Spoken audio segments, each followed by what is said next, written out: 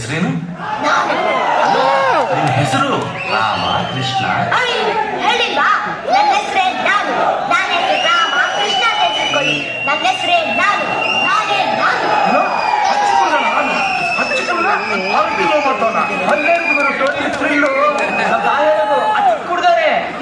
ಮಾಡ್ತಿರೋದು ಹೋಗಿ ಹೋಗಿ ಯಾಕಡೆ ನಮ್ಮ ಕೈ ಸಿಗಾಕೊಂಡಿರಿ.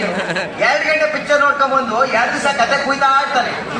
ನಾನು 20 ವರ್ಷದಿಂದ ಚಿಕ್ಕ ಹುಡುಗನಾಗಿದ್ದಲ್ಲ, ಆ ಕತೆ ಹೇಳ್ತಾ ಇದ್ದಾನೆ ನನ್ನ ಮಗ.